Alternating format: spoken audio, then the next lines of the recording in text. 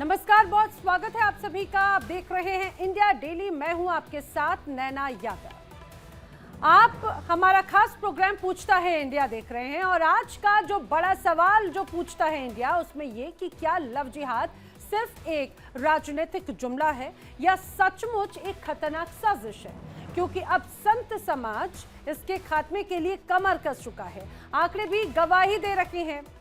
आंकड़े गवाही ये देते हैं कि देश के अंदर बड़ी तादाद में धर्मांतरण हुआ, जिसकी वजह से आबादी पर इसका बड़ा असर हुआ है।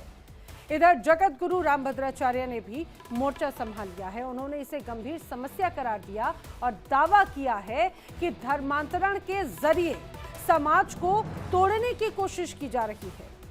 लव जिहाद के नाम पर सनातन धर्म के साथ खिलवाड़ किया जा रहा है। साथ ही उन्होंने चेताया भी कि धर्मांतरण का हम बदला जरूर लेंगे। धर्मांतरण करने वालों का जरूर प्रसाद यानी कि दंड दिया जाएगा, ये रामभद्राचार्य का कहना है। इसके साथ ही रामभद्राचार्य ने हिंदू लड़कियों से अपील भी की है। लव जिहाद जैसे प्रपंच से लड़कियों को बचने की सलाह दी है। उन्होंने कहा है कि हिंदू लड़कियां रानी लक्ष्मीबाई की तरह हिम्मत वाली बने। मुझसे ये कह रहे हैं तुम मुसलमान बनो, जब तक तुम मुसलमान नहीं बनोगे तब तक हम तुम्हारी बीवी बच्चों को नहीं भेजेंगे।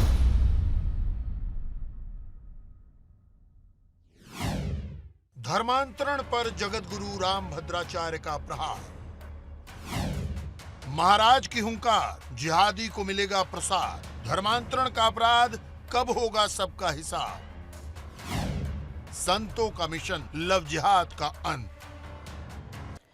तो सिर्फ रामभद्राचार्य नहीं, चाहे बात पंडित धीरेन्द्र कृष्ण शास्त्री की हो या फिर अन्य कथावाचक या फिर अन्य हिंदू धर्मगुरुओं की तरफ से समय समय पर लव जिहाद या धर्मांतरण को लेकर प्रतिक्रियाएं सामने आती रही हैं। इसके पहले भी संत धर्मांतरण के खिलाफ आवाज उठा चुके हैं, जिसके बाद कुछ राज्य सरकारें हरकत में आई और बाकायदा धर्मांतरण को लेकर सख्त कानून बनाकर उसे रोकने की कोशिश की गई। लेकिन आरोप है कि लव जिहाद के बहाने धर्मांतरण की इस साजिश पर ब्रेक नहीं लग रहा है। अब जानकार क्या कहते हैं? जानकारों के अनुसार केरल, आंध्र प्रदेश, गुजरात, झारखंड, पंजाब, छत्तीसगढ़, पश्चिम बंगाल, ये वो राज्य हैं। इन राज्यों में पहले से बड़े पैमाने पर धर्मांतरण के जरिए लोग मुस्लिम और ईसाई बन रहे थे, लेकिन अब ये लव जिहाद के जरिए यूपी, एमपी और उत्तराखंड में भी तेजी से फैल चुका है। कुछ दिन पहले बागेश्वर बाबा ने बाकायदा लव जिहाद पर चिंता जाहिर की थी। उन्होंने कहा था कि देश में बहुत जिहाद चल रहे हैं, इसमें थूक जिहाद शामिल है, लैंड जिहाद शामिल है, लव जिहाद सबसे अहम है। उन्होंने बताया कि लव जिहाद के जरिए हिंदू बेटियों को प्रेम के झांसे में फंसाया जाता है और मंसूबे पूरे हो जाने के बाद उन लड़कियों की हत्या कर दी जाती है। और इसीलिए उन्होंने लड़कियों से बाकायदा अपील की कि दुर्गा बन तू काली बन, कभी ना बुर्के वाली बन। हालांकि प्रशासन लगातार जिहादी मानसिकता के खिलाफ कार्रवाई करता रहा है। देश के कई इलाकों में हमने देखा था छांगुर बाबा को सलाखों के पीछे भी भेजा गया, लेकिन संत अभी इसे नाकाफी बताते हैं। ये ठीक नहीं है और इसका बदला हम लेंगे। आप क्या करना चाहे उसको आप क्या करेंगे, हम लेंगे बदला। हम वचन दे दिया आपको और उचित प्रसाद देंगे। जो भी सनातन धर्म का विरोध करेंगे उनको हम बहुत कठोरतम प्रसाद देंगे। अपनी कन्याओं को भी समझाएंगे तुम लक्ष्मीबाई बनो, लव जिहाद के बहकावे में मत आओ। संत गोष्ठी है, मैं क्या बताऊं यार, मैं बहुत प्रसन्न नहीं हूँ किसी से। लोग पढ़ते लिखते ही नहीं, मठ मंदिरों और स्थान बनाने में ध्यान देते रहते हैं। क्योंकि संत जागरूक हो जाते तो हिंदू धर्म की दुर्दशा न होती। कि हिंदुओं जागो, अभी नहीं तो कभी नहीं। यदि अब ना जाग पाए तो कब जागोगे? देख लो परिस्थितियां क्या है। आज ये हाल है बुरहानपुर में हुआ, एक दिन ऐसा आएगा घर घर में ना होने लगे तो कहना। इसलिए जात पात की करो विदाई, हम सब हिंदू भाई भाई। और हम बहनों से यही कहेंगे, हे बहनों, हे बेटियों, ना तू दुर्गा बन, तू काली बन, पर कभी ना बुर्के वाली बन। तो सुना आपने, चाहे बात जगत गुरु रामभद्राचार्य की हो या फिर इसके अलावा हम बात करते हैं धीरेन्द्र कृष्ण शास्त्री की, ये कोई ऐसा पहला मौका नहीं है जब लव जिहाद या धर्मांतरण जैसे मुद्दों पर बातचीत की जाती रही हो। मैं आपको ये भी बताती चलूं कि बाकायदा लव जिहाद को लेकर, धर्मांतरण को लेकर कई राज्यों ने काफ़ी सख्त कदम उठाना शुरू किए हैं और कई जगहों पर तो बाकायदा इसको लेकर कानून भी है। इसीलिए पूछता है इंडिया कि एक्शन के बावजूद धर्मांतरण के मामलों में आखिर कमी क्यों नहीं आई, क्योंकि कई सरकारें, कई राज्य सरकारों की तरफ से जब बाकायदा इसको लेकर कानून बनाए गए, सख्ती से पालन करने की बात हुई, लेकिन अभी भी धर्मांतरण के मामलों में कोई कमी नजर नहीं आती। सवाल ये भी खड़ा होता है कि क्या महिलाओं के सशक्तिकरण से लव जिहाद का मामला रुक जाएगा। सवाल ये भी है कि जागरूक करने के लिए संतों का मैदान में आना अब जरूरी है क्या। ठीक है, बार बार जब ये अलग अलग मंचों से जागरूकता की बात कही जाती है कि बेटियों को समझाइए, परिवार वालों को समझाइए, उन्हें जागरूक रहने की बात कहिए और उन्हें बताइए कि क्या आपके लिए सही है, क्या आपके लिए गलत है, लेकिन बार बार हर जगह से अगर ये बातें सामने आती हैं और जब मोरल पुलिसिंग उसके नाम पर अगर की जाती है तो उसको लेकर भी कई बार सवाल खड़े होते हैं। हमारे साथ में खास मेहमानों का जो पैनल है वो जुड़ा है, जल्दी से आपको उनसे मिलवा देती हूँ। कुछ खास मेहमान जो हमारे साथ जुड़ चुके हैं, हिंदू धर्म गुरु यति चेतनानंद सरस्वती जी हमारे साथ में जुड़ रखे हैं, वीएचपी प्रवक्ता डॉक्टर प्रवेश चौधरी जी हमारे साथ में जुड़ रखे हैं और जल्द ही हमारे साथ में संजीव कौशिक जी और मौलाना नदीमुद्दीन चेयरमैन भी हमारे साथ में जुड़ेंगे एआईयूसी के। आप सभी का बहुत बहुत स्वागत है। शुरुआत में करना चाहूँगी यति चेतनानंद जी आप ही से, ज़रा ये समझाइए कि बार बार महिलाओं को जागरूक करने की बात तो होती है, कभी कहा जाता है कि तू दुर्गा बन, तू काली बन, और अब ये कहा जा रहा है कि भाई लक्ष्मीबाई की तरह आपको अब बहुत एक्टिव रहना है और आपको खुद को सचेत रहना है। आपको लग रहा है कि इस तरह से जागरूकता के बाद में लव जिहाद के मामलों में कमी आएगी क्या? देखिए, निश्चित रूप से जो परिस्थिति देश में बनी है और ये अभी हाल फिलहाल की बनी हुई परिस्थिति नहीं है, ये लगातार हम लोग पिछले 1400 वर्षों में अगर सनातन का इतिहास उठाकर देखें तो और कोई भी कम्युनिटी ऐसी नहीं है जिसके ऊपर इस्लामिक जिहादियों ने इतना बर्बरतापूर्ण जिनकी महिलाओं के साथ व्यवहार किया हो। आप कश्मीर उठाकर देख लीजिए, कश्मीर में ये कहा गया कि हमें कश्मीर खाली चाहिए हिंदू पुरुषों के बिना, हिंदू महिलाओं के साथ, और वह महिलाओं के सामूहिक बलात्कार करके उन्हें आरी से चीर दिया गया। ये हमारा सनातनियों का इतिहास है। तो आज ये आवश्यकता है, देखिए संतों को तब बोलना पड़ता है जब संतों को ये लगता है कि अब और कोई उपचार इस बीमारी का बचा नहीं है।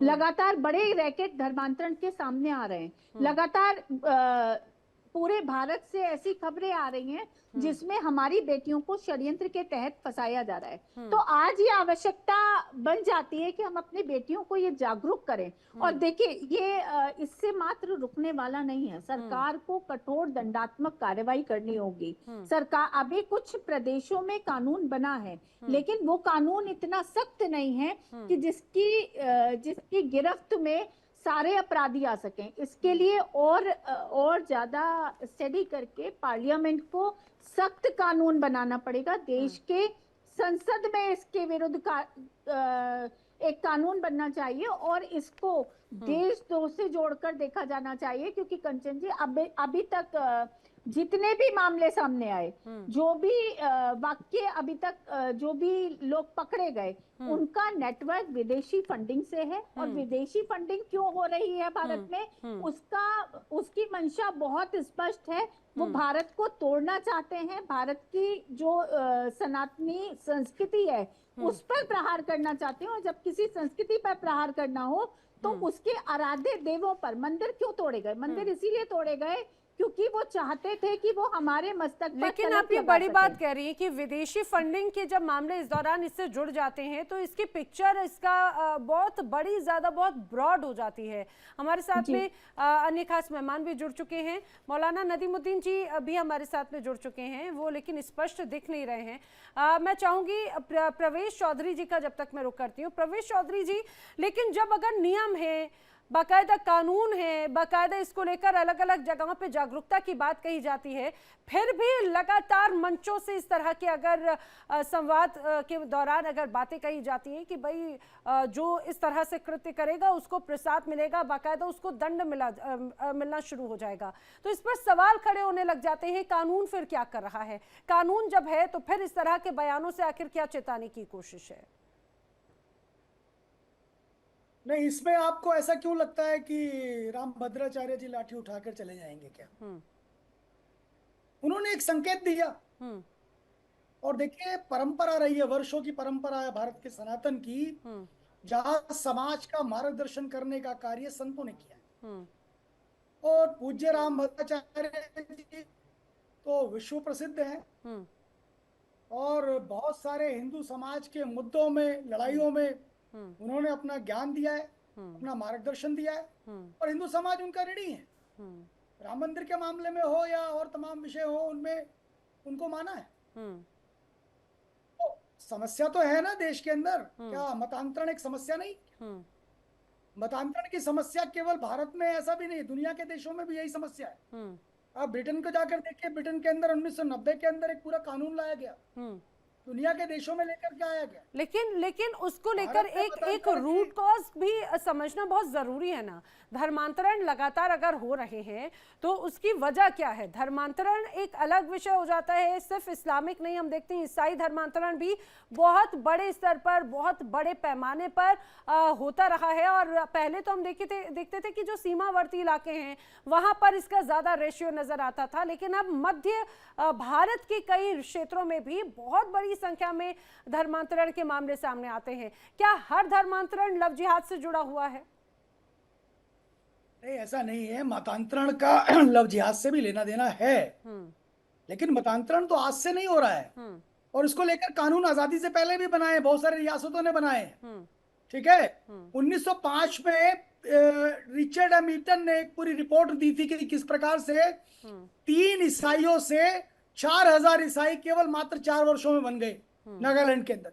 यानी 3 ईसाई थे नागालैंड के अंदर, और 1905 में आते आते मात्र 4 वर्षों का उन्होंने एक डेटा दिया, जिसमें 4000 हो गए, स्कूलों के माध्यम से हो गए।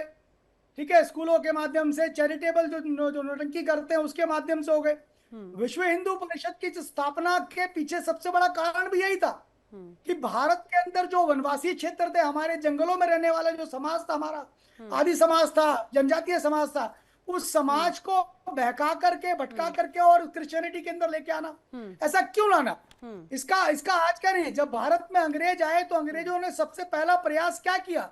वहां के पार्लियामेंट के अंदर ये पारित किया गया कि किस तरह से भारत के अंदर क्रिश्चियनिटी को फैलाया जाए। इसलिए फैलाया जाए, जब शासक का और शासितों का एक ही रिलीजन हो जाएगा तो विद्रोह कौन करेगा? विद्रोह नहीं करेंगे ना लोग। नहीं, लेकिन यही ईसाइयत में भी रही और यही इस्लाम में भी रही। इस्लाम जो लेकिन हमेशा जब भी बात अगर होती है, लेकिन जब भी बात होती है तो वो हमेशा धर्मांतरण की अगर बात हम देखते हैं तो उसे लव जिहाद को लेकर कहा जाता है। लेकिन यति चेतनानंद जी, बात बहुत महत्वपूर्ण ये कही गई है। कभी कहा जाता है दुर्गा बन, कभी कहा जाता है काली बन, और ये सभी हिंदू देवियों को एक तरह से उनकी तस्वीर को प्रदर्शित करते हैं। लेकिन क्या अगर ये महिला सशक्तिकरण की बात होती है तो क्या लव जिहाद होना बंद हो जाएंगे? ये तो नारी के एक अलग रूप हैं जिन्हें हम हमेशा देखते हैं। एक नारी में हम कहते हैं लक्ष्मी भी है, उसी में काली भी है, उसी में दुर्गा भी है। तो क्या क्या लव जिहाद बंद हो जाएंगे? देखिए, जब स्त्री को अपनी अस्मिता का बोध होगा, ये जो महिला सशक्तिकरण की आप बात कर रही हैं, इस देश में वामपंथियों ने छद्म महिला सशक्तिकरण का एक नैरेटिव सेट किया, और उस नैरेटिव ने हम लोगों को बहुत नुकसान पहुंचाया। आज स्त्री को जिस तरीके से प्रस्तुत किया जा रहा है, जिसके विषय में संत लगातार बात कर रहे हैं, वो भोग्या के रूप में प्रस्तुत की जा रही है। सनातन की संस्कृति में स्त्री कभी भी भोग्या नहीं थी। हमारे यहाँ तो स्त्री पूज्या है। हमने तो स्त्री के पैर पूजकर तब उससे आशीर्वाद ग्रहण किया है। जहाँ ब्रह्मा विष्णु महेश भी स्त्री के वश में हो जाते हो और बालक रूप ग्रहण करते हो, ऐसे भारत की संस्कृति में आज स्त्री का पथभ्रष्ट हो जाना, बेसिक ये समझना होगा कि आखिर इस लव जिहाद में बच्चियां फर्स्ट क्यों जाती हैं। क्योंकि उनकी शिक्षा प्रणाली में कहीं भी, ना तो परिवार में ना समाज में, ये बोध नहीं कराया जा रहा कि असल में एक वर्ग है, एक समाज है, एक मजहब है जिसकी शिक्षाएं आपके बिल्कुल विपरीत हैं। और ये यहाँ नहीं हो रहा, ये विदेशों में भी हो रहा है। ग्रूमिंग के नाम से लगातार, ग्रूमिंग जिहाद के नाम से लगातार ब्रिटेन में बहुत बड़ा मूवमेंट चलाया जा रहा है। और ये सारा मूवमेंट जो कंट्री इस्लामिक कंट्रीज नहीं है, स्पेशली इसमें भारत आता है, जो देश इस्लामिक देश नहीं है, उन देशों को इस्लामिक राष्ट्र में कन्वर्ट करने के लिए इस मुहिम को बहुत स्ट्रेटेजी के साथ ऑर्गेनाइज्ड क्राइम के रूप में कंडक्ट किया जा रहा है। और ये सारा अपराध चेतना जी, हमारी हम देखते हैं रीतियों के छांगुर विरुद्ध बाबा है। जैसे कई और भी बहुत से ऐसे नेक्सस चलाने वाले लोग हैं जो एक एक करके उनका पटाक्षेप होता है, एक एक करके उनका खुलासा साफ तौर से हो रहा है।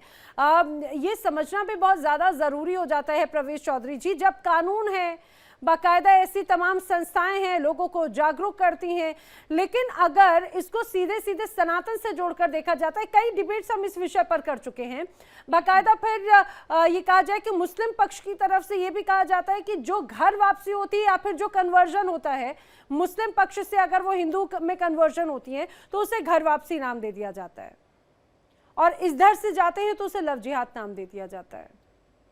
नहीं नैना जी, इसमें तो कोई गुरेज नहीं है और इसमें कोई असत्यता भी नहीं है कि मुसलमान कोई दुनिया में बाहर से ही नहीं आए सारे। यानी भारत के जो मूल थे, यानी हिंदू समाज के सनातनी लोग थे, उन्हीं को जबरन कन्वर्ट कराया गया। हो सकता है कुछ लोग स्वेच्छा से भी हो गए हो, लेकिन बकाया जो कन्वर्जन हुआ इस देश के अंदर, यानी मतांतरण जो इस देश में हुआ, वो तलवार के दम पे हुआ। ये मैं नहीं कह रहा, पीटर हर्टी भी कहता है, एक अफ्रीकन हिस्टोरियन है, उसने पूरी स्टडी करी है, पीटर हर्टी नाम आप ले सकती हैं। ठीक कहता है, पूरा इतिहास बताता है। तो इस्लाम अगर भारत के अंदर आया तो तलवार के दम पर आया, और क्रिश्चियनिटी आई तो वो उसने क्या किया, वो स्कूल सेवा, ये दो चीजें शुरू करके धीरे धीरे कन्वर्जन की ओर आया। और इस्लाम ने भी एक समय में सॉफ्ट कन्वर्जन का तरीका चुना। जो सॉफ्ट कन्वर्जन था इनका, जो सूफीज्म था, जो सूफीज्म है वो बेसिकली था जो इस्लाम ने स्वीकार, इस्लाम ने उसको वो करा। अब देखेंगे कि धीरे धीरे हिंदू समाज उस तरफ गया, यानी कि पूर्वज जो है, इन मुसलमानों के पूर्वज भी वही हैं जो प्रवेश चौधरी के हैं, और जो दीदी हमारी चेतनानंद जी के उनके हैं। तो हम सबके पूर्वज एक है। ठीक है, ठीक है। ये हालांकि वो डीएनए वाली बात तो हमेशा से अलग विषय में चली जाती है। हमारे साथ में नदीमुद्दीन जी भी जुड़ चुके हैं, एआईयूसी के प्रवक्ता हैं मौलाना नदीमुद्दीन जी। आप ही से जानने की मैं कोशिश कर रही हूँ कि एक बड़ा विषय जो है गंभीर होता चला जाता है कई जगहों पर। अब पहले तो हम देखते थे केरल हुआ, पश्चिम बंगाल हुआ, सीमावर्ती इलाके जो हैं वो जरूर सबसे ज्यादा एक तरह से टारगेट पे रखे हैं कन्वर्जन के, लेकिन अब तो मध्य भारत में भी कन्वर्जन के मामले सामने आ रहे हैं। बाकायदा कहा जा रहा है भाई टारगेट और स्ट्रेटेजी के तहत धर्मांतरण और लव जिहाद हो रहा है।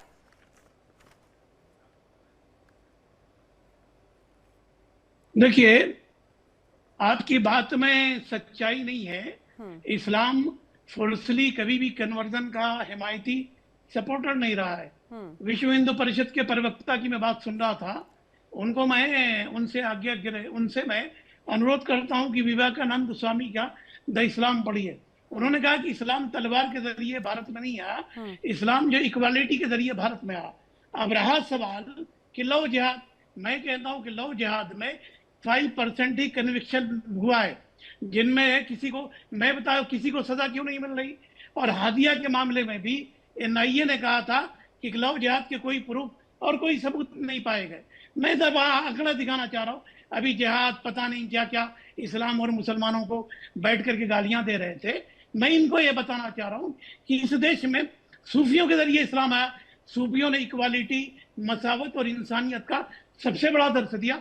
आज भी सूफियों के आस्थाना पे गैर मुस्लिमों का जो लंगर होता है या मुसलमानों का, वहां पर जो है वहां पर मटन चिकन नहीं बनाया जाता। तो ये सेंट्रल एशिया से जरूर आए थे, मगर आकर के उन्होंने भाईचारा, प्यार का संदेश दिया। मैं कहता हूं कि लव जिहाद की ये बात कर रहे हैं, इस्लाम में तो गैर मुस्लिम से शादी ही नहीं है, होती ही नहीं। इस्लाम कहता है, मना करता है। एक सुदर्शन चैनल के ओनर ने क्या कहा, 10 लाख मैंने मुस्लिम लड़कियों को हिंदू धर्म में कन्वर्ट करके उनकी शादी कराई। 30 लाख का टारगेट है। एक बरेली के और धर्मगुरु कहते हैं कि हमने 300 से ज्यादा मुस्लिम लड़कियों की शादी हिंदुओं से कराई। तो क्या ये धर्म परिवर्तन नहीं है?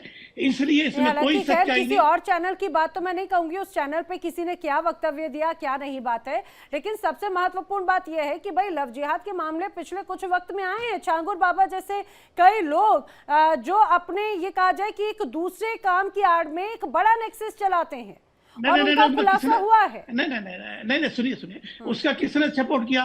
छंगुर बाबा 10 साल से यूपी के अंदर, वो तो प्रधान भी था जब सरकार को पता नहीं चली। अभी ये कह रहे हैं हमारी मोहतरमा हमारी बहन ने एक अच्छी बात कही, विदेश से फंडिंग आ रही। 2013 में प्रधानमंत्री उस वक्त के मोदी जी जो सीएम थे गुजरात के, क्या कह रहे थे? देश में कोई समस्या नहीं है, दिल्ली में बैठी हुई सरकार के पास समस्या है। तो क्यों आप बाहर से फंडिंग आ रही आप रोक नहीं पा रहे? टोटली बीजेपी मुसलमानों को समस्या बना करके पेश कर रही है, समस्या का समाधान नहीं कर रही, वो मुसलमानों को ही समस्या कर रही है। संजीव कौशिक जी भी हमारे साथ जुड़ चुके हैं, राजनीतिक विश्लेषक। मैं उनका भी रुख करूं। सर वेलकम, स्वागत है आपका। लेकिन चेतनानंद जी आपकी बात पर रिएक्ट कर रही है नदीमुद्दीन जी। चेतना जी, मौलाना साहब जो बात कह रहे हैं, इस भारत का इतिहास गवाह है, रक्त रंजित इतिहास है। आप कह रहे हैं तलवार के दम पर नहीं आया। अगर तलवार के दम पर नहीं आया इस्लाम भारत में, तो किस कारण से 16,000 स्त्रियां चित्तौड़गढ़ के दुर्ग में जौहर कर लेती हैं? जौहर का इतिहास कैसे लिखा गया? आप लोग यहाँ बैठकर नेशनल न्यूज चैनल पे सुनिए मौलाना साहब, सुनने की क्षमता रखिए। आप जब बोल रहे थे तो मैं शांत थी, जब आप बोल रहे थे तो मैं शांत थी। सुन लीजिए, उसके बाद जवाब दीजिएगा। और आप जिस विषय में बात कर रहे हैं कि सुदर्शन न्यूज पे चलाया गया या बरेली में किसी ने ये वक्तव्य दिया, तो आपके लिए न्यायालयों के दरवाजे, ये देश आप भी जानते हैं और हम भी जानते हैं, आपके लिए भी खुला है, आपके लिए भी संविधान खुला है, कानून, न्यायालयों के दरवाजे हम सबके लिए खुले हैं। आप एक भी मुकदमा ऐसा चैलेंज कर नहीं बता सकते जहां किसी मुसलमान को जबरन छद्म नाम से कलावा बांधकर, झूठ और फरेब या सर पर टोपी रखकर झूठ और फरेब के तहत फंसाकर किसी मुस्लिम लड़की के साथ इस तरीके से विवाह किया गया हो। और आप खुद स्वीकार करते हैं, आप बहुत पढ़े लिखे व्यक्ति हैं, आप जानते हैं इस्लाम को, आपने खुद स्वीकार किया कि इस्लाम में गैर मुस्लिम युवक या युवती से निकाह संभव नहीं है। तो इसका अर्थ ये है कि वो पहले प्रेम पाश में फंसाते हैं, उसके बाद उनके साथ इन्वॉल्व होने की कोशिश करते हैं, उनके साथ शारीरिक संबंध बनाते हैं, और जब गुड फेथ में सब कुछ हो जाता है तब उनकी वीडियो वायरल करने की धमकी देते हैं, और उसके बाद जबरन इस देश में धर्मांतरण के लिए कानून बना हुआ है। कोई भी अपने हिसाब से, एक मिनट में अपनी बात पूरी कर रही हूँ, कोई भी अपने हिसाब से अपने धर्म को चुन सकता है, वो किसी भी रिलीजियस उसको प्रैक्टिस को फॉलो कर सकता है। मौलाना साहब, फिर क्या जरूरत है कलावा बांधकर, झूठ बोलकर, गलत नाम से नदीमुद्दीन जी, चेतनानंद जी कह रहे हैं अपनी पहचान छुपाकर इस लव जिहाद को अंजाम दिया जाता है। जल्दी से जवाब दीजिएगा, मैं संजीव जी का रुख करूंगी। जी देखिए, आज ही हैदराबाद के अखबारों में छपा है, रवि कुमार ने रफी बन करके, शैलेंदर ने हमीद बन करके कई मुस्लिम औरतों को फंसा करके अपने जाल में शादी किया। क्या मतलब है बताइए? कहीं नहीं है, झूठ बोल रहे हैं। सुनिए, आपसे बड़ा झूठे कोई नहीं, आप झूठी हैं, आप झूठी हैं। आप अखबार की कटिंग दिखाइए, झूठ बोलते हैं नेशनल न्यूज चैनल्स पे बैठ के। आप लोग देश के विरुद्ध प्रोपेगेंडा चला रहे हैं, आप लोगों के टारगेट पे हमारी बेटियां हैं, आप लोग फंडिंग को सपोर्ट करते हैं, विदेशी फंडिंग को सपोर्ट करने वाले आप लोग हैं। सुन लेते हैं,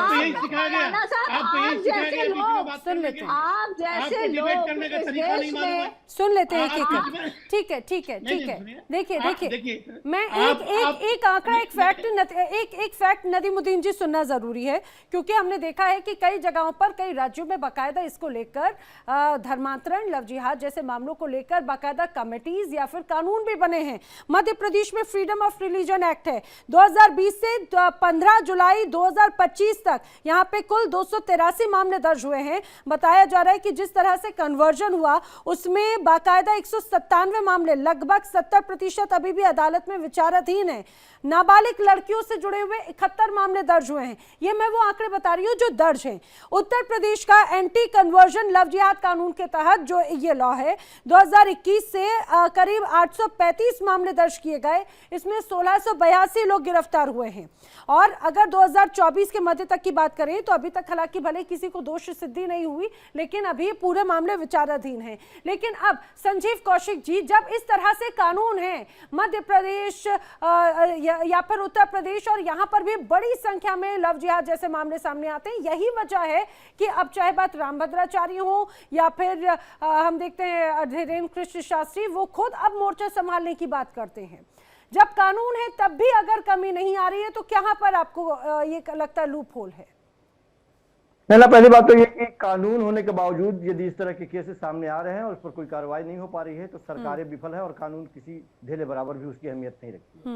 पहली बात तो ये। दूसरी बात, अभी 2 दिन पहले इलेक्शन कमीशन जिस तरह से चुनाव को लेकर के या वोट चोरी को लेकर के वो फरमान जारी कर रहे थे, राहुल गांधी को उन्होंने कहा कि 7 दिनों के अंदर आप माफी मांगे, नहीं मांगे तो क्या।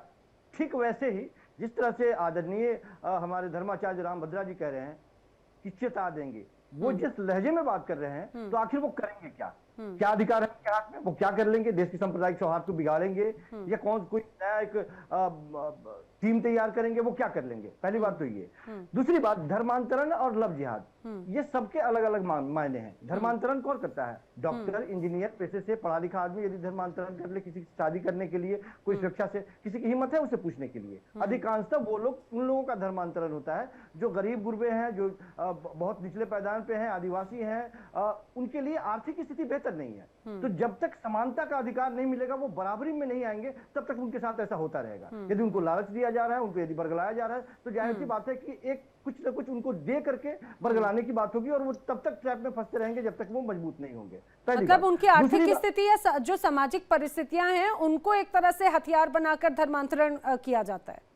अमूमन होता ही है, ये छुपी हुई बात थोड़ी ना है। उनको लालच दिया जाता है, पैसे दिए जाते हैं, उनको कहा जाता है कि आपकी आर्थिक स्थिति बेहतर हो जाएगी, आपको काम दिया जाएगा, तब वो धर्मांतरण करते हैं, जो समूह में किया जाता है, चाहे वो ईसाई में हो या फिर दूसरे किसी भी धर्म में हो। और दूसरी बात, जो लव जिहाद की बात कर रहे हैं, क्या इस बहाने हम महिला सशक्तिकरण की बात कर रहे हैं या केवल उसी महिला की बात कर रहे हैं जो किसी अन्य धर्म में शादी कर ली और फिर वापस आ गई? जब इसका रिकॉर्ड निकाल के आप देखेंगे, जो आंकड़े पेंडिंग आपके अदालत में जो दिखाई दे रहे हैं, उसका कारण यह है कि इसमें कई विसंगतियां हैं। कई बार ऐसा होता है कि घर से लड़की चली गई, प्यार मोहब्बत में पड़ी, बाद में दबाव में आया, दबाव में आने के बाद में उसने रेप केस दायर कर दिया उसके ऊपर, और कार्रवाई धीमे धीमे गति से चल रही है। दोनों का मन अभी भी मिला हुआ है, लेकिन पारिवारिक और सामाजिक एक प्रेशर बनने की वजह से भी इस तरह की परिस्थितियां पैदा होती है। यदि सचमुच में उनके साथ गलत हो, महिलाओं के विरुद्ध षड्यंत्र को कौशिक जी आप बहुत डाइल्यूट करने की कोशिश कर रहे हैं। ये इतना हल्का अपराध नहीं है, ये देश के विरुद्ध षड्यंत्र है, ये सनातन के विरुद्ध षड्यंत्र है।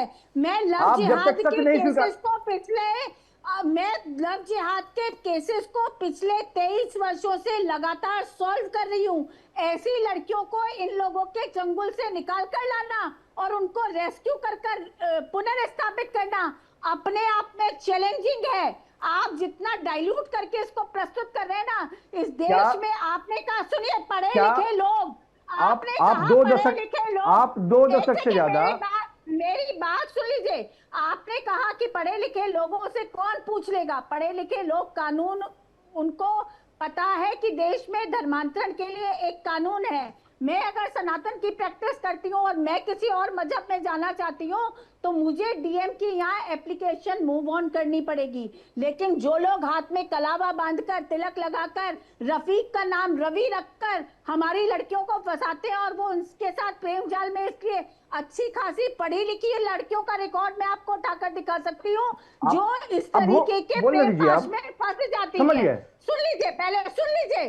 प्रेम पाश में फंस जाती है और उसके बाद उन पर धर्मांतरण का दबाव बनाया जाता है। उनकी वीडियो क्लिप्स होती है। हमने अपनी बेटियों को शत्रुबोध नहीं कराया, ये हमारी गलती है। इसको हम नेशनल न्यूज चैनल पर स्वीकार करते हैं। हमारे अपराध के कारण, हमारी अशिक्षा के कारण, हमारे संस्कारों की कमी के कारण हमारी लड़कियां ऐसे जिहादियों का शिकार बन रही हैं। इसका मतलब ये नहीं है कि गरीब तबका, बहुत अमीर घरों की बेटियां भी, अभी गाजियाबाद का एक केस है, एक लड़की ने जिसके बाप के पास करोड़ों की संपत्ति थी, वो एक इस्लामिक जिहादी के कुछ हम भी बोल संपर्क लेते में हैं ना, आई, बोल लेते हैं, बाद हम भी में बोल लेते हैं, उसको- आपने बोल दिया। अब तो हमें भी बोल उसको- लेने एक दीजिए। एक देखिए क्या हो जाता है, यति चेतनानंद जी, यति चेतनानंद जी, देखिए क्या होता है, दोनों पक्षों की बात होती है, वो भी खासतौर से जब हम देखते हैं ऐसे मंचों से जिनके अनुयायी बड़ी संख्या में हैं, बड़ी संख्या में अनुयायी हैं, उनका एक एक वक्तव्य बहुत मायने रखता है। फरीदा में निकिता तोमर को गोली मार दी गई, हाँ। सड़क पे गोली मार दी गई क्योंकि वो इस्लाम में नहीं जाना चाहती। बिल्कुल, ऐसे कई उदाहरण हैं, ऐसे कई उदाहरण हैं, करके 35 टुकड़े कर दिए गए। ऐसे कई उदाहरण। मैं आ रही हूँ नदीमुद्दीन जी। प्रवेश जी पहले कुछ कहना चाह रहे थे, लेकिन प्रवेश जी, संजीव जी ने एक बात कही, आखिर अगर रामभद्राचार्य जी अगर इस तरह से बयान दे रखे हैं, ये इतना अग्रेसिव उनका बयान उसे कहा जा रहा है, संजीव जी कह रहे हैं, आखिर वो क्या कहना चाहते हैं? ये क्या सौहार्द बिगाड़ने का ये बयान आप देख रहे हैं, जैसा कि संजीव कौशिक जी ने कहा है? नहीं, वो संजीव जी का मानस जिस प्रकार का होगा वैसे सोचेंगे वो। उन्होंने बहुत सरल शब्दों में बात कही कि अगर आप इस तरह से करेंगे तो समाज जो है वो आपके खिलाफ भी जाएगा। ऐसा नहीं कहा कि पुलिस आपके खिलाफ कार्रवाई नहीं करेगी, कानून आपके खिलाफ कार्रवाई नहीं करेगी। उन्होंने बोला कि एक सहज भाव में बोला, एक चीज। दूसरी चीज, ये मौलाना साहब कह रहे थे कि इस्लाम के अंदर तो बड़ी इक्वालिटी थी, इस कारण से चले आए। अरे मौलाना साहब, इस्लाम के अंदर भी शेख हैं, इस्लाम में भी सैयद हैं, इस्लाम में भी अंसारी हैं, इस्लाम में भी पसमानदा हैं, और इन सबकी मस्जिदें भी अलग अलग हैं। अभी एक इंडिया अनटच डॉक्यूमेंट्री है, उसको जरा देख लीजिएगा आप, ठीक है, बहुत अच्छी रिपोर्ट है उसके अंदर। तो इसलिए ऐसा नहीं है कि वहां नहीं है। आपने जबरन तलवार के दम पे सूडान पूरा खत्म कर दिया। सूडान में 13 तरह की निर्जातीय एथनिक कम्युनिटीज थी, सारी की सारी आपने कन्वर्ट कराई, ठीक है, तलवार के शक्ति से आपने सारा काम किया। और ये मैं नहीं कह रहा, ये बहुत सारी रिपोर्ट्स कह रही हैं आपके लिए, ठीक है, किस तरह से क्रिश्चियनिटी और इस्लाम इस देश में बढ़ा है ना। सेवा का तो नाटक करते रहे क्रिश्चियनिटी वाले, वो तलवार के दम पर बढ़ाते रहे, ये सेवा के दम पर, लेकिन सेवा की नौटंकी करते रहे। इसलिए विश्व हिंदू परिषद ने कहा ना कि चर्च नहीं बीमारी है, चर्च नहीं बीमारी है, सेवा नहीं शिकारी है, ये शिकारी हैं। संजीव जी लेकिन प्रवेश चौधरी जी, जब भी अगर धर्मांतरण या फिर इस तरह के मामलों की बात होती है तो वो इस्लामिक धर्मांतरण पर ज्यादा फोकस होता है, वहां पर लव जिहाद में इस्लामिक लव जिहाद पर ज्यादा फोकस होता है। ऐसा नहीं है, ऐसा नहीं है। क्रिश्चियनिटी भी एक बहुत बड़ी बीमारी है इस देश के लिए। लेकिन रामभद्राचार्य जी हो या फिर पंडित धीरेन्द्र कृष्ण शास्त्री हो, उन्होंने कितनी बार क्रिश्चियनिटी की बात की? नहीं, सुनो, क्रिप्टो क्रिश्चियन एक नए तरह का फॉर्म आ गया है, क्रिप्टो क्रिश्चियन। वो देखने में आपको हिंदू लगता है। नदीमुद्दीन जी, आपकी बात को कुछ कहना चाह रहे हैं? नदीमुद्दीन जी, अभी वो बता रहे थे इस्लाम में इक्वालिटी, शेख सैयद, इस्लाम में ऐसा कुछ नहीं। भद्राचार्य ने ब्राह्मणों के बारे में क्या बोला है, जरा उस पर भी टिप्पणी करिए, जब पढ़ लिख कर क्या करिए डिबेट में। मैं एक बात और कह रहा हूँ कि हेमा मालिनी, नहीं सुनिए, आप प्लीज सुनिए मेरी, नहीं सुनिए मेरी बात, सुनिए, उसके बाद बोलिए। नहीं, एक एक करके उसके बाद चेतनानंद जी, अरे सुनिए आप बात। हेमा मालिनी जी भाजपा की सांसद है, मुसलमान बन करके शादी किया। धर्मेंद्र जी भी भाजपा के सांसद थे, अपना नाम मुसलमान बन करके शादी किया। क्या आपने कार्रवाई किया? एक बात। मैं दूसरी बात ये कहना चाहता हूँ कि आपने करवंदर की बात की, आपने लव जिहाद की बात किया। मैं कहता हूँ 9 स्टेट में भारत में लव जिहाद का कानून है। प्रधानमंत्री मोदी जी हिंदू और मुसलमानों के बीच में शादी ना हो ऐसा कानून बना सकते हैं क्या देश में? रामलाल की भतीजे ने क्या किया, मुख्तार अब्बास नकवी ने शादी कहाँ किया, शहनवाज ने क्या शादी कहाँ किया? खुद मुसलमानों के अंदर बहुत सारे ऐसे लोग हैं जो हिंदुओं से शादी करते हैं। तो क्या ये हम हिंदू और मुसलमानों के बीच में शादी ना हो ऐसा हम कानून बना सकते हैं क्या? अगर ऐसा बना सकते बनाइए। अब रहा सवाल की धर्मांतरण के लिए पैसा आ रहा, दुबई से आ रहा, फलां से आ रहा, तो बॉर्डर पर आप क्या कर रहे हैं? झकमरारी करने के लिए सरकार चला रहे हैं। आपको नहीं मालूम है बैंक के हवाले से आ रहा, हवाले से पैसा आ रहा, तो सरकार कार्रवाई। ये तो बड़ी बात है कि अगर बाहर से अगर ओवरसीज से पैसा आता है और जब वो एक बहुत कई सालों से नेक्सस चल रहा होता है, छांगुर बाबा जैसा नेक्सस रातों रात तो शुरू नहीं हुआ। सरकार क्या कर रही है? सरकार क्या कर रही है? ये सिस्टम का लूपहोल है क्या? मौलाना साहब, आप जिस विषय पर बात कर रहे हैं ना, आप सुनिए, धर्मेंद्र ने मुसलमान बनकर शादी की, लेकिन धर्मेंद्र ने टोपी में लगा ली। अरे छोड़िए, टोपी लगाए ना लगाए, कलमा पढ़ करके अपने आप को मुसलमान करना, मुसलमानों को धोखा देना है। क्या करो किए, हेमा मालिनी से पूछिए, उनकी संस्था, उनको एक एक करके कलावा बांधकर और तिलक लगाकर हमारी लड़की कोई नहीं लगाता, ये आप धोखा दे रही, आप झूठे हैं। आप लोग मुसलमानों के खिलाफ ये षड्यंत्र रच रहे, कोई मुसलमान कलावा बांध के शादी नहीं करता। लेकिन नदीमुद्दीन जी, इसमें उनके खिलाफ षड्यंत्र रचने की बात कहाँ से आ गई? ये तो बिल्कुल आंकड़े। है, ठीक है, अगर है तो कार्रवाई करो, सरकार किसकी है, कार्रवाई करिए, फांसी पे लटका दो। एक कार्रवाई क्यों नहीं कर रहे? स्पेशल मैरिज एक्ट है, हिंदू मुस्लिम विवाह के लिए स्पेशल मैरिज एक्ट बना हुआ है 1954। उसके तहत जाकर शादी नहीं होती, जबरन दबाव बनाया जाता है कि इस्लाम ग्रहण करो, उसके बाद हम तुमसे निकाह करेंगे। स्पेशल मैरिज एक्ट किसी को आपत्ति नहीं है। स्पेशल मैरिज एक्ट मैं उस पे भी आ रही हूँ नदीमुद्दीन जी, उस पे भी आ रही हूँ, नहीं है, उस पे भी आ रही हूँ। प्रवेश जी, आप कुछ कह रहे थे। बात ये है कि अगर भाई ये क्या सिस्टम का लूपहोल है क्या? नहीं, सिस्टम में तो जो व्यवस्थाएं हैं वो ही है। अगर सिस्टम बहुत सटीक होता, बड़ा स्ट्रिक्ट होता, तो चीजें नहीं हो पाती, ऐसा भी हम मानते हैं। ठीक है, ये हमारे हिंदू समाज की कमी है। इसीलिए ने अभी पंच परिवर्तन की बात करें तो कुटुंब प्रबोधन को बहुत प्रायोरिटी पे रखा। अपने बच्चों के साथ बैठकर उनको बताना शत्रु कौन है, समस्या कहाँ है। केरल के अंदर बड़ी समस्या हो रही है लिव जिहाद की, कैसे हो रही है? पूरे उत्तर प्रदेश के अंदर कितने सारे केसेस आए हैं, लेकिन धरपकड़ करी है, केरल में धरपकड़ नहीं हुई, इसलिए केरल में बढ़ते जा रहे हैं केसेस। ठीक है, नहीं तो धरपकड़ बहुत जरूरी है, धरपकड़ जरूरी है हमारे समाज को सब। लेकिन संजीव जी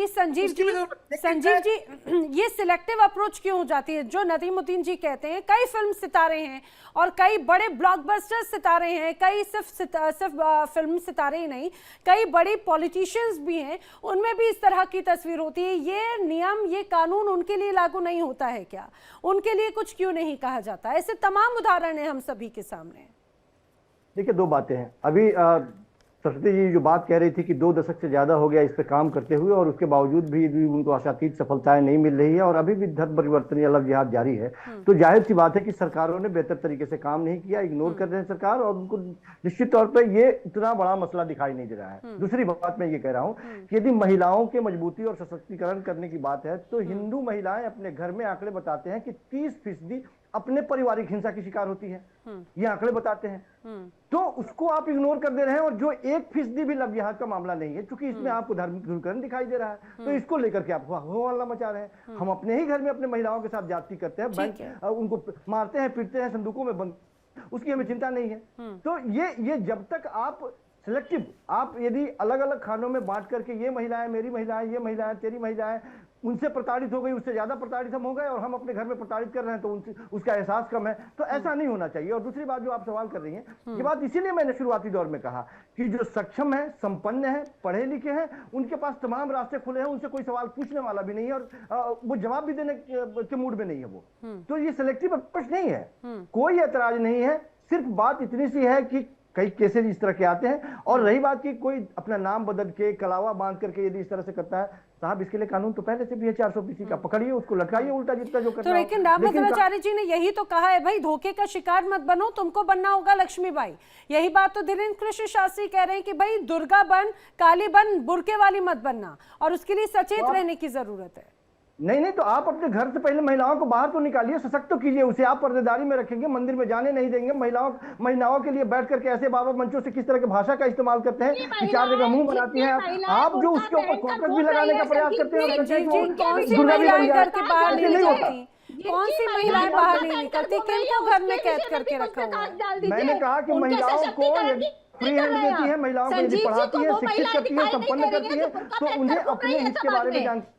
तौर पे कि उनके लिए चित्तीकरण पर अच्छा भी कुछ क्या प्रकाश और डाल बुरा दीजिए क्या है। संजीव जी। आप उससे पर्दादारी से बाहर निकालिए आप पहले। अरे नहीं, लेकिन अरे उनके लिए मंदिर नहीं जाने दिया जाता मुसलमान है। महिलाओं के लिए आप मुहिम चलाइए। एक सेकंड, संजीव जी जैसे लोगों को मुहिम यति चलानी चेतन जी, चाहिए एक कि मिनट, बुर्के में यति चेतन जी, एक बाहर ना मिनट। निकले। आप संजीव मुझे कौशिक जी, बताइए आपने कि- कहा कि महिलाओं को अभी भी मंदिर नहीं जाने दिया जाता, कई जगहों पे उनको बाउंडेड करके रखा जाता है, कहाँ पर? ऐसे कौन से उदाहरण है, बताना चाहिए आपको। मैंने कहा कि साउथ में बहुत सारे ऐसे मंदिर थे, उसके लिए बहुत लंबे समय तक संघर्ष चला, उसके बाद में उनको ये अधिकार मिल पाया। अपने घर में, बाहर की बात छोड़ दीजिए, अपने घर में ही बहुत सीमित समय के लिए महिलाओं को किचन में नहीं जाने दिया जाता है। सच बात तो ये है, हम हिंदू होने के नाते जानते हैं इस बात को। तो जब तक आप उसके साथ भेदभाव करेंगे, जब तक देखिए, उसको आप अगर उनके रजस्वला उस समय की बात कर रहे हैं, सबरीमाला के उदाहरण की बात करें, तो उनके कई अलग अलग विषय होते हैं, उनके अलग अलग कारण होते हैं, सबके घर की अलग अलग मान्यताएं होती हैं। लेकिन मैं सिर्फ ये कह रहा हूं कि कम से कम धर्म गुरुओं को इस बात का ख्याल रखना चाहिए कि यदि महिलाओं के ऊपर प्रश्न चिन्ह या उनके चरित्र के ऊपर प्रश्न चिन्ह खड़ा कर रहे हैं, तो उन पुरुषों को भी प्रश्न चिन्ह उनके ऊपर भी खड़ा करना चाहिए जिनके साथ जाकर के वो खराब हो रही हैं। तो उसको तो आप फ्री हैंड छोड़ रहे हैं, और महिलाओं को आप क्या चाह रहे हैं कि उसको चेतन जी, क्या महिलाएं सॉफ्ट टारगेट ही हो जाती हैं, चाहे बात लव जिहाद के मामलों को लेकर हो या फिर इस तरह से बयानों को लेकर, उनके कभी चरित्र को लेकर, कभी लव जिहाद का शिकार होने को लेकर, क्या सॉफ्ट टारगेट होती है महिलाएं? निश्चित रूप से सॉफ्ट टारगेट है। और सनातन की महिला, अभी संजीव जी जो बात कर रहे थे, संजीव जी से मैं पूछना चाहती हूँ कि कितने इस्लामिक स्कॉलर्स को उन्होंने ये नसीहत दी कि आपकी महिलाओं को आपने बुर्के में कैद करके रख रखा है, आप जरा इन्हें स्वतंत्र कीजिए, जरा इन्हें थोड़ी आजादी दीजिए, समाज में ये घूमे, ये देखें, मस्जिदों में जाने की इजाजत दीजिए। संजीव जी, एक मुहिम चलानी चाहिए आपको। आप इसके विषय में कोई मुहिम नहीं चलाएंगे क्योंकि आप सबके टारगेट पर सिर्फ सनातनी महिलाएं हैं। आप चाहते हैं कि सनातनी महिलाओं को पथभ्रष्ट किया जाए, उनको भोग्या के रूप में प्रस्तुत किया जाए। असल में आपकी आंखों को भी आराम मिलता है जब महिलाएं इस तरीके से बाहर आती हैं। तो संजीव जी, ये मानसिकता हम लोग खूब समझते हैं, और इसीलिए हम ये कह रहे हैं कि हमारी महिलाओं को शत्रुबोध होने की अति आवश्यकता है। प्रवेश जी, 30 सेकंड में आप जवाब दीजिएगा। आप कहना चाह रहे हैं, मैं नदीमुद्दीन जी का रुख करती हूँ। आपने तो यति चेतनानंद जी, आप संजीव जी पर ही टारगेट कर बैठी। ये हिंदू महिलाओं को बार बार कह रहे थे जी, डॉक्टर बाबा साहब अम्बेडकर ने बड़ी अच्छी बात कही 20 के दशक में।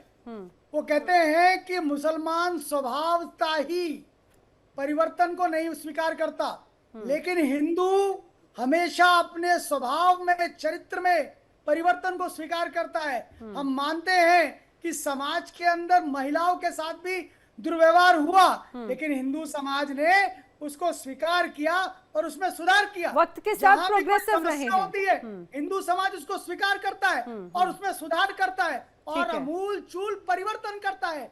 हम हिंदू ने माँ का दर्जा दिया है, जिसमें सब लेकिन क्या सशक्तिकरण के बाद में लव जिहाद रुक जाएगा? बड़ी बात ये हो जाती है। नदीमुद्दीन जी भी कुछ कहना चाह रहे हैं। नदीमुद्दीन जी, देखिए, इन्हीं के मिनिस्टर किशन रेड्डी ने पार्लियामेंट में क्या कहा था कि लव जिहाद जैसी कोई चीज होती ही नहीं है। एक बात, हमारी बहन और दोनों बोल रहे हैं, मुस्लिम महिलाओं की चिंता मत करिए, लिव इन रिलेशनशिप में मुसलमानों की तादाद बिल्कुल नहीं, आप अपनी चिंता करिए।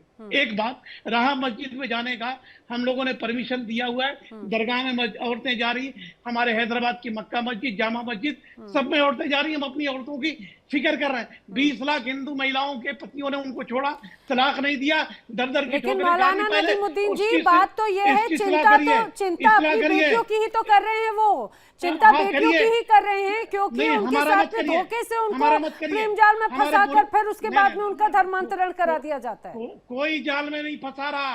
अगर जाल में फंसाता तो हेमा मालिनी को सस्पेंड करो।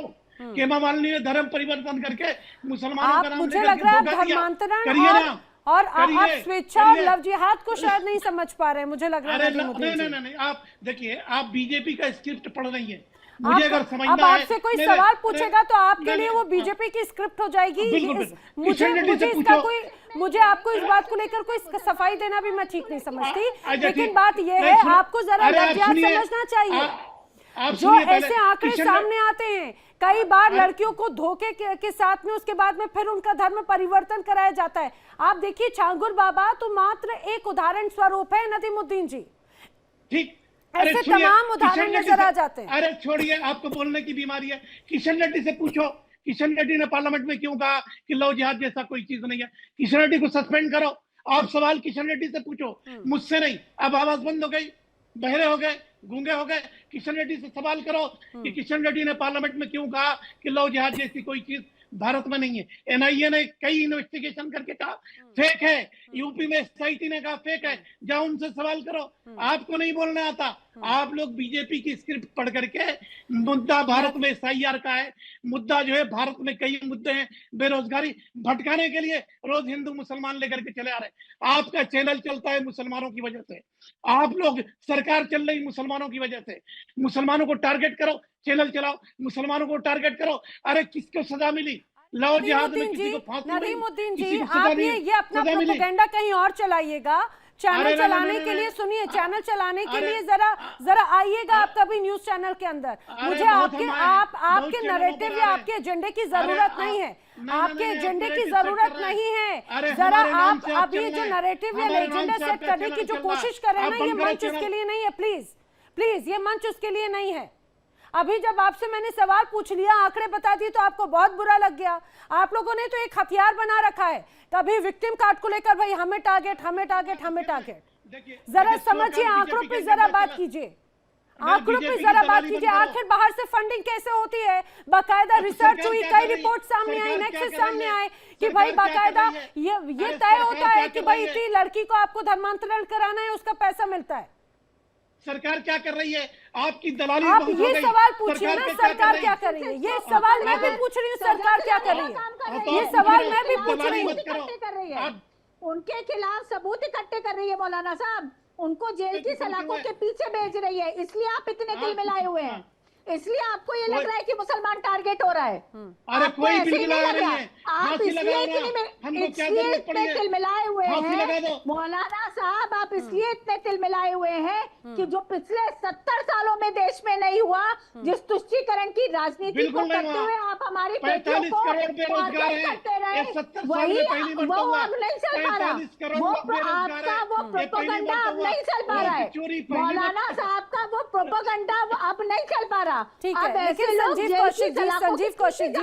संजीव कौशिक जी, मुझे एक बात जरा समझाने की कोशिश कीजिए। एक तरफ मैं ये जानना चाह रही हूँ कि आखिर रामभद्राचार्य जी का ये जो बयान है, उसके कैसे, इसे किस रूप में समझा जाए? क्या अगर महिला सशक्त हो जाएगी तो क्या वो प्रेम करना छोड़ देगी? क्योंकि लव जिहाद तो एक तरह से भाई उसका प्रेम का एक अलग हिस्सा है। ये बात अलग है कि उसके बाद में जब वो धोखा खाती है, उसे पता चलता है कि भाई मुझे जो राहुल बन के मिला था वो तो कोई और धर्म का कोई और व्यक्ति निकला, लेकिन वो तो प्रेम में है। तो क्या अगर महिला सशक्त हो जाएगी तो क्या वो प्रेम करना छोड़ देगी? देखिए, रामभद्राचार्य जी सम्मानित धर्मगुरु है हमारे, हमें कहने में कोई गुरेज नहीं है। उनके बातों का कुछ न कुछ अर्थ है और वो दिल से जो बात कह रहे हैं वो दिल से कह रहे हैं। निश्चित तौर पे महिलाओं के प्रति सम्मान है और खास करके हिंदू महिलाओं के प्रति उनकी जो भावनाएं हैं वो बाहर निकल रही हैं। लेकिन उन्होंने जिस तरह से कहा है कि मैं इसके आगे, तो ये जो कड़ी है, इसके लिए अब ये मान लेना पड़ेगा कि सरकार बिल्कुल सक्षम नहीं है, सरकार कुछ नहीं कर रही है। यदि इससे पहले, अभी तो हम मान के चल रहे हैं कि पिछले 10-11 सालों से, 12 सालों से देश में एक ऐसी सरकार है जो बेहद मजबूत है, हिंदू हृदय सम्राट वाली सरकार है। और इस सरकार में भी यदि हिंदू ये समझे कि हम प्रताड़ित हो रहे हैं, हिंदू अपने आप को कमजोर समझे, हिंदू की महिलाएं यदि प्रताड़ित हो रही है, उसे कोई बरगला रहा है और फिर भी उस पर कार्रवाई नहीं हो रही है, तो मुझे लगता है कि सरकारों को सोचना होगा इस पे। क्योंकि डंके की चोट पे ये सरकार हिंदुत्व के नाम पे ही बनी है, लगातार मजबूत करने का प्रयास कर रही है। प्रवेश जी बड़ी बात कह रहे हैं संजीव जी कि भाई जब कानून है, सब कुछ है, लेकिन इसके बाद में अगर हिंदू धर्मगुरुओं को, कथावाचकों को, अगर संतों को इस तरह से बात और ये कहा जाए कि भाई दंड प्रसाद देने की बात कह रहे हैं, सड़क पर आने की बात कह रहे हैं, तो ये आखिर इसे कैसे समझा जाए? क्यों आने की जरूरत पड़ रही है? क्या उन्हें भरोसा नहीं है कि कानून काम कर रहा है, या फिर वाकई में कानून काम नहीं कर रहा है, वाकई प्रशासन काम नहीं कर रहा है? ना जी, ये हिंदुत्व की सरकार है। इसी का कारण है कि 5 बजे की डिबेट नैना यादव जी इस विषय पे कर पा रही हैं। नहीं, इस देश के अंदर गर्व से कहो हिंदू का नारा विश्व हिंदू परिषद को लगाना पड़ा, नहीं तो ये इस्लामिक दमादों की पार्टी जो है वो सरकार सत्ता में थी। नहीं, इसके पहले भी कई महिला एंकर्स करती रही हैं, डिबेट करती रही हैं और करती आ रही हैं। हालांकि इसको इस बात से नहीं इन विषयों पर चर्चा कब हो रही है? जबकि सरकार आपको प्रोटेक्शन दे रही है इन चीजों के लिए, क्योंकि जो गलत चीज है उसको सामने आना चाहिए, इसलिए चर्चा हो रही है। अन्यथा तो अजमेर के ऊपर किसकी चादर पहले चढ़ी, इसकी मुहिम लगी रहती थी। आप देखिए, आप पढ़ के देखिए, 10 साल 12 साल का चादर और फादर की लड़ाई में कौन आगे बढ़ रहा है, इसकी लड़ाई थी। अब तो मंदिरों में धक्के खा रहे हैं ना, वो ये कारण है कि हिंदुत्व की सरकार है, हिंदुत्व को मानने वाली सरकार है। लेकिन प्रवेश जी, बात तो यही है कि अगर रामभद्राचार्य जी या फिर धीरेन्द्र शास्त्री या फिर अलग अलग मंचों से ये बात होती रही है, जब कानून है, प्रशासन, क्या उन पर भरोसा नहीं है या फिर वो काम नहीं कर रहे हैं कि खुद सड़क पर आने को अब मजबूर हो गए हैं संत?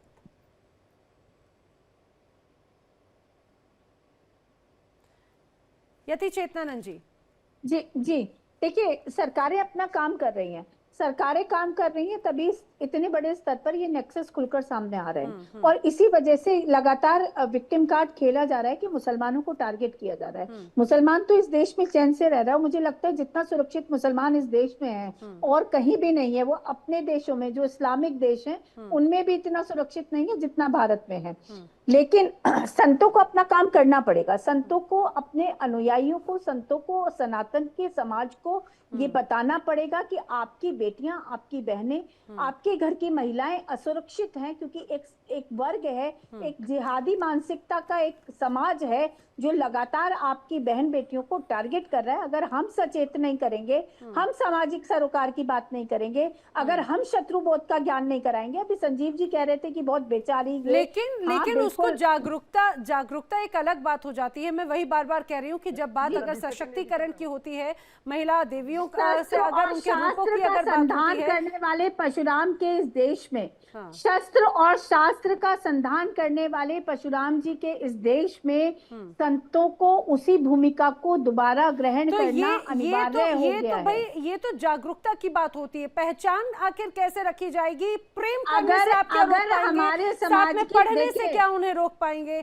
या फिर बाहर निकलकर काम करने से रोक पाएंगे क्या? हमारे समाज में अगर स्त्री को शत्रुबोध होगा, अगर सनातनी स्त्री को शत्रुबोध होगा, तो वो निश्चित ही ऐसे प्रपंचों में नहीं फंसेगी।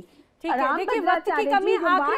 आखिरी reaction Nadimuddin ji, 30 second please, मैं डिबेट एंड कर रही हूँ। नदीमुद्दीन जी, देखिए सुनिए, अगर विदेशी फंडिंग हो रहा है तो हिंदू हृदय सम्राट 11 साल से क्या कर रहे हैं?